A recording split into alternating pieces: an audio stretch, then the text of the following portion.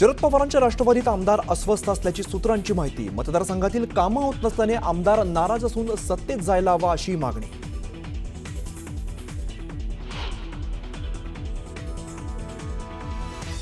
शरद पवार आणि उद्धव ठाकरेंच्या पक्षातील अनेक जण भाजपामध्ये येण्यास उत्सुक, तर शरद पवारांना आम्ही युतीसाठी कुठे आमंत्रण दिलं, जिथे आहे तिथेच राहून लढावं, गिरीश महाजनांचे टोले।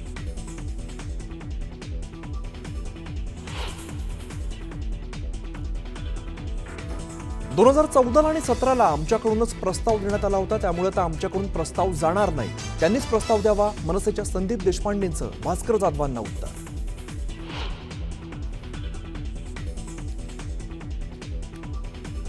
कर्जमाफीची तारीख जाहीर करण्यासाठी बच्चू कडूंचं सरकारला 2 ऑक्टोबर पर्यंतचं अल्टिमेटम, अन्यथा मंत्रालयावरती धडकणार।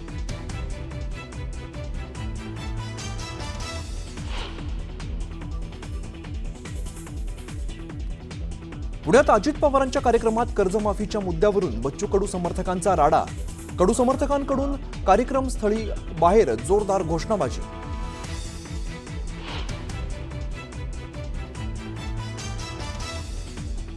कर्जमाफीचं आश्वासन आमच्या जाहीरनाम्यात नव्हतं, मंत्री अतुल सावेंचं मोठं विधान। तर योग्य वेळी सरकार कर्जमाफी करणार, मात्र टॅक्स भरणाऱ्यांना कर्जमाफी कशी, पाशा पटेल यांचा सवाल।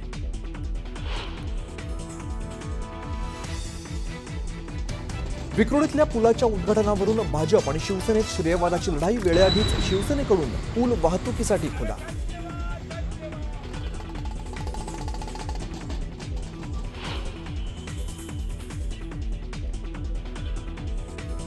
गोवंडीच्या शिवाजीनगरमध्ये डंपरने चौघांना चिरडलं, तिघांचा जागीच मृत्यू, तर एक जण गंभीर।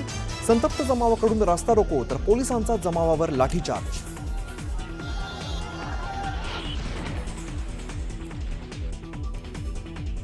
मध्य प्रदेशातील बालाघाट जिल्ह्यामध्ये मोठी चकमकीत सुरक्षा दलाकडून 4 माओवाद्यांचा खात्मा, सर्च ऑपरेशन सुरू।